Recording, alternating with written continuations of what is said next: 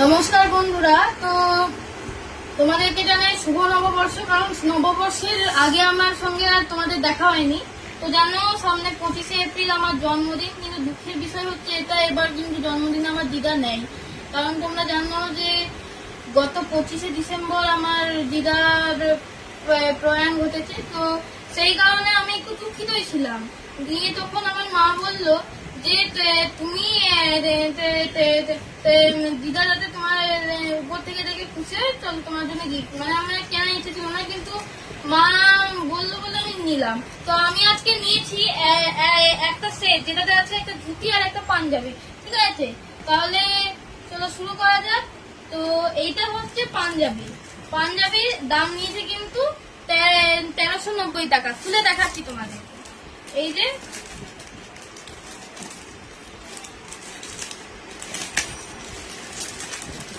পাঞ্জাবির রংটা কিন্তু খুব সুন্দর হয়েছে, বলো পছন্দ হয়েছে তোমার?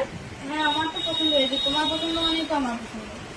দেখো বন্ধুরা, ওমের পাঞ্জাবিটা আগে পুরোটা খুলে দাও, আগে এমনি খুলে দেখাও না।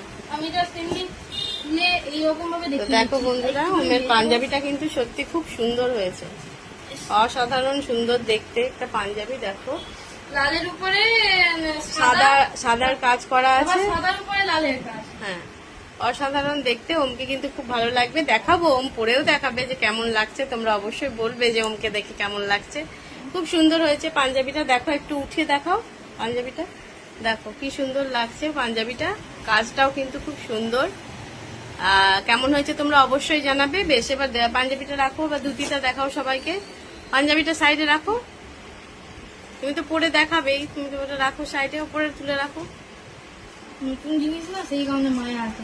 এবার হচ্ছে ধুতি। বলে রাখি, এটা দেখে অনেকে কমেন্ট করতে পারো যে আমি বিয়ের ধুতি কেন কিনেছি। আসলে আমার ভালো লেগেছে তাই কিনেছি। তো আমার অনেকেই কিন্তু বলেছে কথাটা যে আমি বিয়ের ধুতি কেন কিনছি, আমি কি বিয়ে করতে যাবো। তো সেই কারণে দেখাচ্ছি তোমাকে। দেখো জাস্ট ওয়াও, কি সুন্দর কাজটা দেখো। এটার দাম নিয়েছে দেখো এই 760, মানে 760 রুপিস। ঠিক আছে, দারুণ দেখতে। দেখো জাস্ট কাজটা দেখো তোমরা, ধুতির কাজটা জাস্ট দেখো। দাঁড়াও, আগে খুলি তো।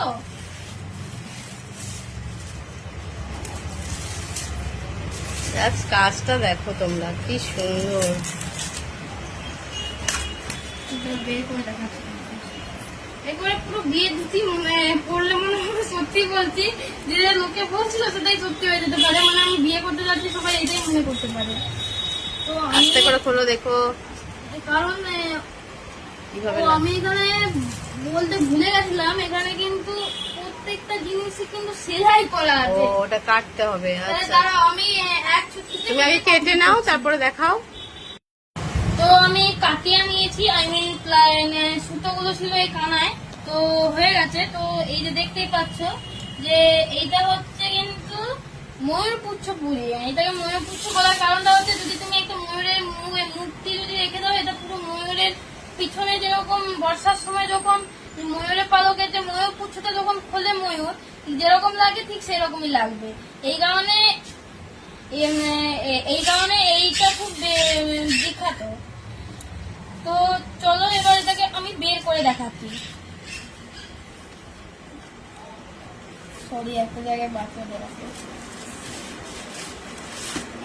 তো যাই হোক, তো এই যে অনেকগুলো বেরোচ্ছে পুঁটলি, তাহলে আমি এটাকে খালি খাড়া করে দেখাচ্ছি। বেশ, তাহলে এই যে এটা হচ্ছে ধুতি।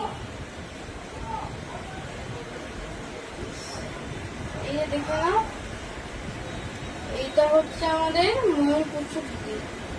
ঠিক জায়গাটা ধরো। হ্যাঁ,